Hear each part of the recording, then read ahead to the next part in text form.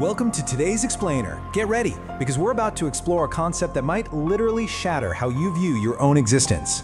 Typically, when we think about our minds, our thoughts, and our self-awareness, we just assume they're a byproduct of our biology. We think it's something generated entirely by those firing neurons inside our physical brains. But what if that is only half the story? Today, we are looking at a highly speculative, intensely debated, yet incredibly mind-bending idea proposed by scientists and philosophers. The idea that consciousness isn't just some accident of biology, but a fundamental aspect of reality itself. Okay, let's dive into this. What if mind and matter are actually expressions of the exact same underlying reality? This completely challenges the base assumptions we carry around with us every single day. We are so used to dividing the world into two neat little boxes, right? You've got the physical stuff we can touch, like a table or a planet, and then the mental stuff we experience, like our feelings or memories. But this concept asks us to collapse those boxes into one. What if the physical matter of the universe and the subjective experience of the mind aren't opposites at all? What if they're actually two sides of the exact same coin, expressing a single, deeper reality? I want you to just sit with this idea for a second. Consciousness might be woven into the deepest layers of the cosmos.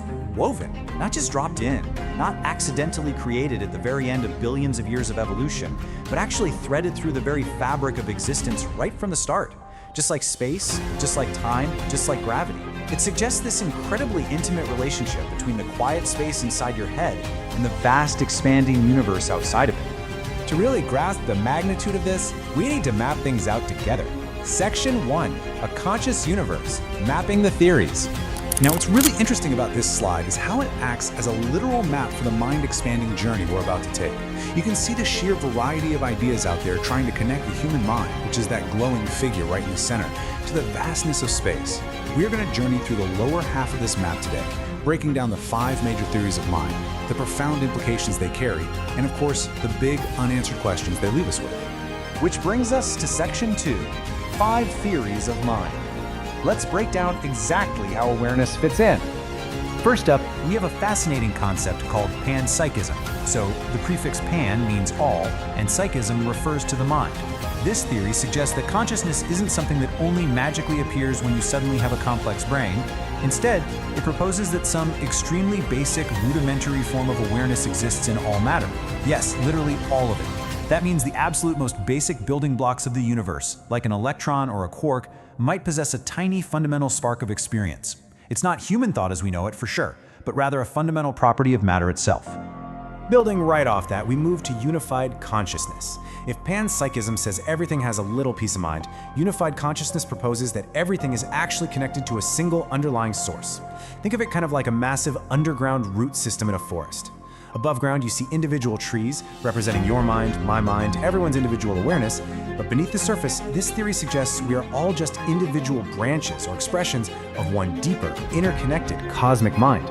Next up, we have a much more structural approach, integrated information theory, which is often represented by the Greek letter phi. This theory ties awareness directly to how information is organized.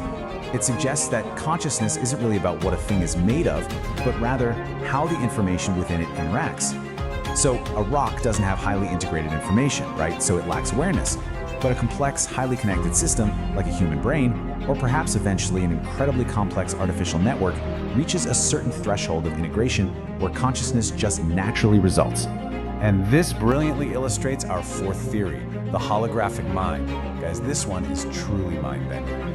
Some theories in physics suggest that the 3-dimensional universe we perceive every day might actually be a projection of information stored on a distant 2-dimensional surface, basically a giant holographic information field. If the universe itself is fundamentally made of information, well then our minds and our awareness might just be localized nodes interacting with or decoding this vast cosmic hologram. Finally, we have quantum connections. When you get down to the smallest scales of reality, the quantum realm, the classical rules of physics just completely break down. It already feels a bit like magic. Particles can exist in multiple states at once. They can communicate instantly across vast distances. Because quantum mechanics is so incredibly strange and mysterious, and consciousness is equally strange and mysterious, some thinkers propose they're intimately linked. Our awareness might literally be a byproduct of quantum processes happening within our biology, processes that remain way beyond our current understanding. So what does this all mean for us? Section 3, shaping our reality. Let's look at the implications. There are four major implications we really need to unpack here. First, it means reality is deeper. Consciousness wouldn't just be some random fluke. It would be a foundational pillar of reality, absolutely as fundamental to the universe as space, time, or energy. Second, observation matters. We already know in quantum physics that observing a particle can change its behavior. So if consciousness is fundamental, the very act of a conscious mind observing the universe might play a key role in actively shaping reality. Third, mind and cosmos. It implies a direct connection. Our individual minds might literally be tapped into a universal field of awareness. We aren't isolated islands. And finally, we're not just a byproduct. Our existence, our very ability to think and feel, isn't just a random evolutionary accident. It is purposefully woven into the very fabric of existence. All right, as absolutely fascinating as this is, we need to do a reality check. Section 4, the scientific reality check. Time to get some objective clarity. Here is the absolute crucial point. This is entirely speculative. While these ideas are actively and fiercely debated across the halls of philosophy, neuroscience, and theoretical physics, they are not established scientific theories. There's absolutely zero direct experimental evidence that currently supports the idea that the universe itself is conscious. I mean, we can't exactly put the cosmos in a laboratory and test its awareness, right? So for now, this remains firmly in the realm of hypothesis and speculation. But, just because we lack proof doesn't mean we stop exploring. Section 5, the cosmos becoming aware. Let's look at the profound questions that still remain. Question number 1, what is consciousness? It is the most basic, yet arguably the most elusive question in all of human inquiry. What actually is it? Despite all our amazing advancements in scanning the brain and mapping neural pathways, we fundamentally do not fully understand what consciousness actually is, let alone what its role might be in the wider universe. We know how it acts, but we literally don't know what it's made of. Let's move to and see how this builds into our next question. Why would the universe even have it?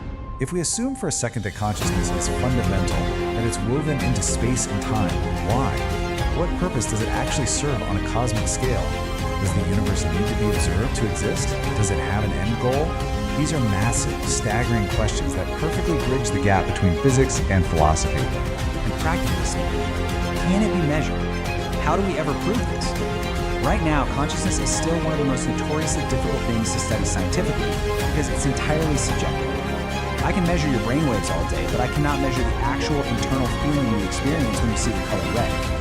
Until we find a way to objectively measure a subjective experience, testing cosmic consciousness is going to remain a monumental hurdle. So, what's the ultimate takeaway from this explainer? Well, even if it remains unproven right now, exploring these ideas reveals a beautiful possibility.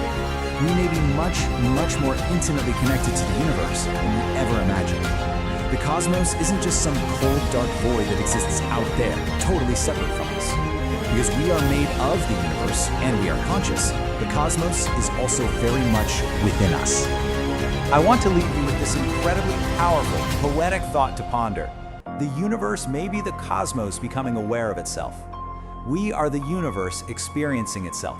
If that's true, how will you choose to view your world tomorrow? Thank you so much for joining me to explore this profound topic today. And hey, keep asking the big questions.